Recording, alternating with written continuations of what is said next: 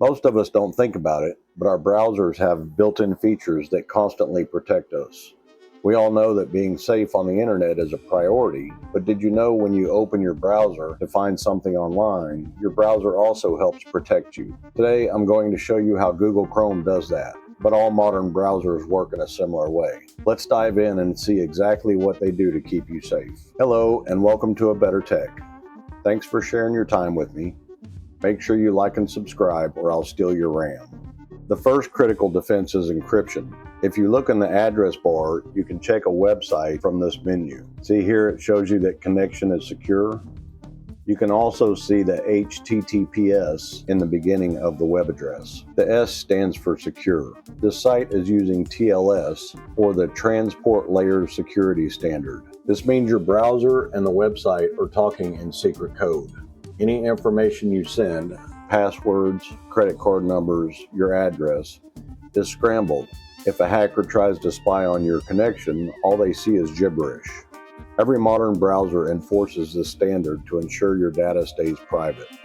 Next is safe browsing. This is sort of like a digital watch list that is maintained by security firms.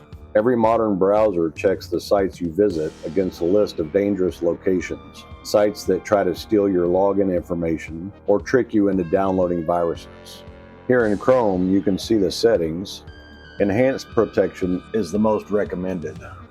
It checks sites in real time, and when it detects a threat, it throws up a powerful warning screen like this one. All major browsers use systems like this to screen websites and file downloads. Next is a feature called Sandboxing. This is how all modern browsers handle the biggest risks, running untrusted code from the internet. Think of each browser tab as its own little sandbox. If a website in one of these tabs gets infected with malicious code, that code is contained. It cannot jump out of its box and infect other tabs, access your personal files, or mess with your operating system. This isolation is a fundamental security mechanism in every major browser today. If you press Shift and Escape on your keyboard, you can see each of the tabs working on your browser and how they run separately. Real quick before I move on, I want to tell you about the guides I've created to help you get the most out of your tech. Make sure you check them out after the video. The link is in the description. Security isn't just about stopping viruses, it's about controlling your privacy. Let's look at a couple places you should check in your settings.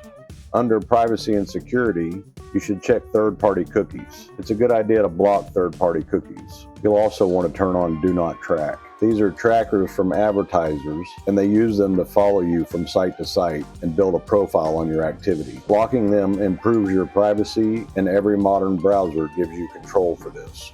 Next, under Site Settings, you'll want to check the microphone and camera. Make sure that these are set to ask to use your camera. You can turn it off if you want, but you want to make sure that websites always have to ask. By default, every browser will ask before accessing your camera or microphone. This prevents sketchy websites from turning on your webcam. So what's the most important takeaway, regardless of your browser? It's automatic updates. Chrome, Firefox, Edge, and Safari all update themselves automatically to get the latest security fixes. Always make sure your browser is current. Your browser is doing a ton of heavy lifting for you. It's encrypting data, warning you about danger, isolating threats, and giving you control over your privacy. Take a few minutes to check those settings in your browser, and you can navigate the internet with a lot more confidence.